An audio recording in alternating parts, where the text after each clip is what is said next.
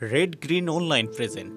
এমন একটা মিউজিয়াম হওয়া উচিত যেখানে সকালে যখন একটা ফ্যামিলি নিয়ে ঢুকবে সেখানে বাচ্চাদেরও কিছু করার থাকবে, বয়স্কদেরও করার থাকবে, সারাদিন যেন একটা মানুষ বা একটা ফ্যামিলি মিউজিয়ামের ভিতরেই ঘুরে বেড়াতে পারে, এরকম ধরনের একটা সিচুয়েশন তৈরি করা দরকার। ঢাকার বাইরে থেকে যখন কেউ আসবে ছোট একটা গ্রাম থেকে, সে যেন তার ফ্যামিলি নিয়ে পুরো মিউজিয়ামটা ঘুরে বেড়াতে পারে এবং সারা দিন স্পেন্ড করতে পারে। এভাবে গোছানো দরকার মিউজিয়াম, যেটা আমাদের এই মুহূর্তে নেই।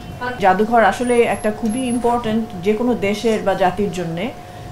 এটা জাতির রিফ্লেকশন বলেন, আমাদের ইতিহাস, আমাদের ঐতিহ্য, কালচার, সংস্কৃতি সব কিছুরই ধারণ বাহন হচ্ছে একটা জাদুঘর। এবং আমাদের ন্যাশনাল মিউজিয়াম আন্ডারে তো আরও অনেকগুলো মিউজিয়াম আছে।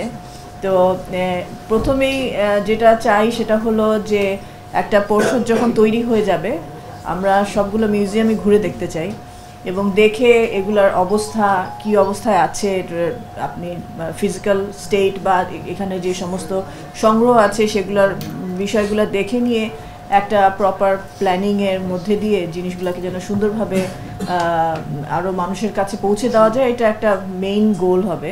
কিন্তু একটা মিউজিয়াম আসলে যে সংগ্রহ বা কালেকশন, এটাই কিন্তু ওর সবচেয়ে বড় শক্তি এবং এই কালেকশনটাকে কনস্ট্যান্টলি এনরিচ করতে হয়, নতুন নতুন আর্কাইভে নতুন জিনিস আনতে হয় এবং এটার প্রপার রক্ষণাবেক্ষণ বা এটার আর্কাইভাল যে আছে এই জিনিসগুলোকেও দেখা খুব প্রয়োজন। তারপরে এটা নিয়ে রিসার্চ করা, পাবলিকেশন করা, এগুলো নিয়ে সেমিনার, ওয়ার্কশপ হওয়া, এগুলো সবই কিন্তু একটা মিউজিয়ামের কাজের মধ্যে পড়ে।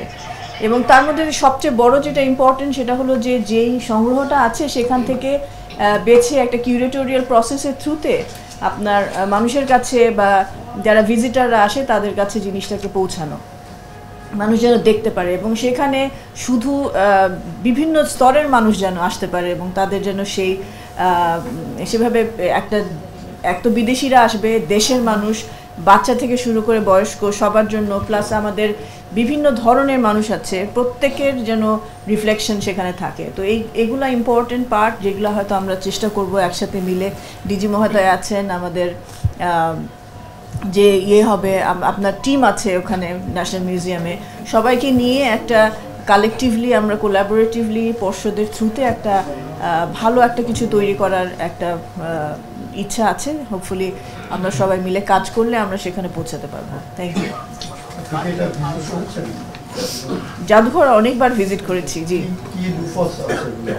এখন তো যেভাবে আছে তাতে অনেক ধরনের মানে আপনার ধরেন আর্টিফ্যাক্টস যেভাবে আমাদের করা, ডিসপ্লে করা, বা ধরেন যেভাবে জিনিসগুলোকে করা হয়েছে বা একটু কিছুটা পলিটিসাইজেশনও আছে, সব কিছু মিলিয়ে এই জিনিসগুলোকে আমার মনে হয় আরও প্রপারলি মোর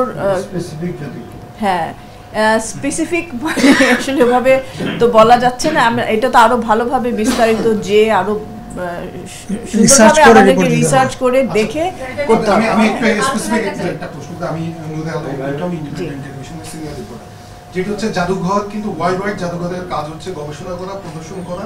তা আমরা এখন পর্যন্ত আমরা খুব মানে আমাদের স্বাধীনতার এত বছরেও আমরা কোনো গবেষণা অথবা গবেষণা আর্টিকেল সেখান থেকে বের হয়েছে কিনা সেটি জানি না, বের হয়নি। আর জাদুঘরের যে গুদামগুলো রয়েছে সেগুলো 36 বছর 37 বছরের পুরনো এবং সেখানে যে আমাদের যে নিদর্শনগুলো সংরক্ষিত আছে অনেকগুলোই নষ্ট হয়ে গেছে বলে অভিযোগ উঠেছে। কারণ আমি জেনেছি, আমি গত বছর একবার কাজ করেছি। তো এই বিষয়গুলো নিয়ে আপনারা পুরোপুরি প্ল্যানিং করে কাজটা কিভাবে করবেন আর গবেষণার বিষয়ে আপনারা কি উদ্যোগ নেবেন? জি, আপনি যেটা বললেন একেবারে কারেক্ট, যে যেটা বললাম যে সংগ্রহটা তো একটা ইম্পর্টেন্ট পার্ট এবং এই সংগ্রহ গুলাকে প্রপারলি ডকুমেন্ট করা, একটা আপনার আর্কাইভাল একটা প্রসেসে যাওয়া এবং এটার সাথে এর অনেক কিছু জড়িত।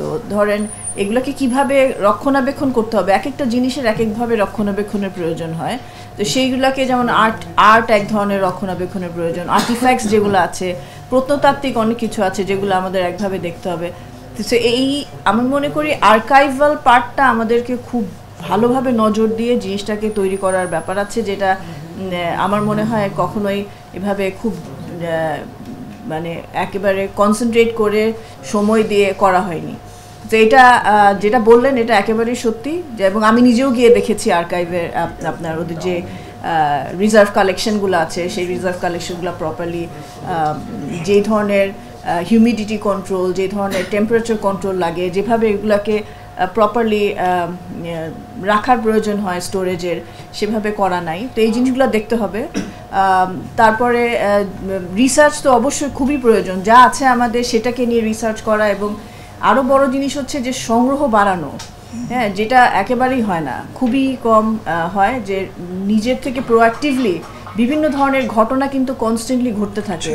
কালচারালি আমরা আগাচ্ছি, বিভিন্ন ধরনের ঘটনা ঘটছে, প্রতিটা জিনিসেরই আপনার একটা কনস্ট্যান্ট আপনার অ্যাকুইজিশনের প্রয়োজন হয়, যে অ্যাকুইজিশনগুলো আসলে খুব অ্যাক্টিভলি হয়নি।